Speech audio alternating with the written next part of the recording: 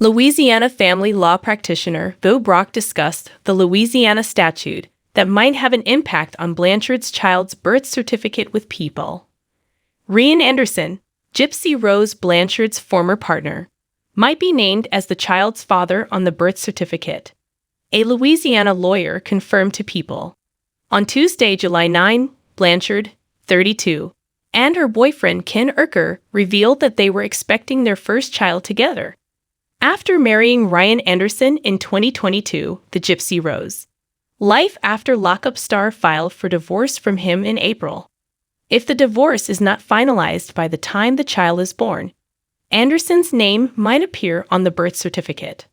According to the law of Louisiana, if the mother is married to someone other than the biological father when the child was conceived or has been divorced for less than 300 days at the time of birth, the husband/ex-husband shall be the presumed father, unless paternity is established for the biological father.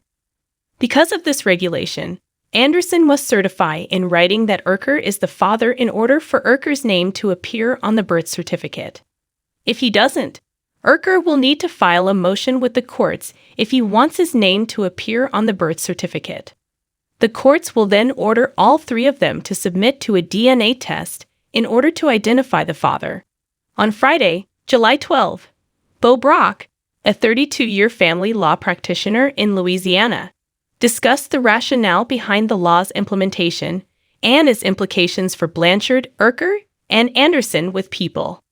Get the best of People, from captivating human interest stories to juicy celebrity news, by subscribing to their free daily newsletter. Don't miss a story. Gypsy-Rose Blanchard and her boyfriend Ken Urker are expecting their first child together. In Louisiana, if you have a kid when you are married, it is legally assumed that the child is your husband's. Brock tells People. It's done that way to protect the child.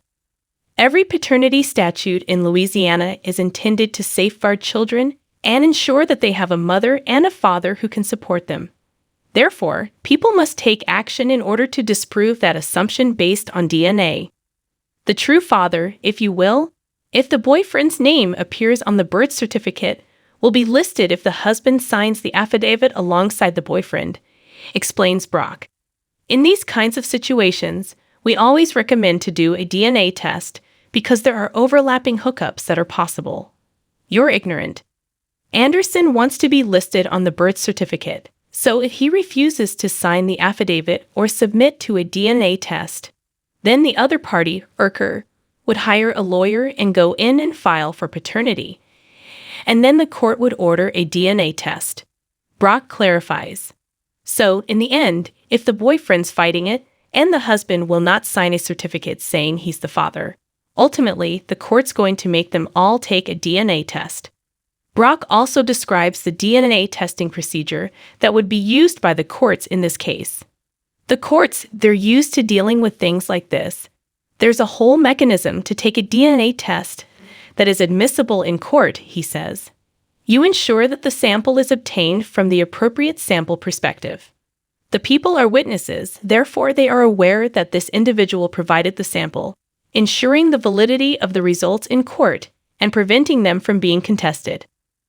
Blanchard and Urker will only be able to submit it to the Vital Records Office, who will alter the birth certificate to include Urker's name as the father, once all of these steps have been completed and the DNA findings confirm that Urker is the father.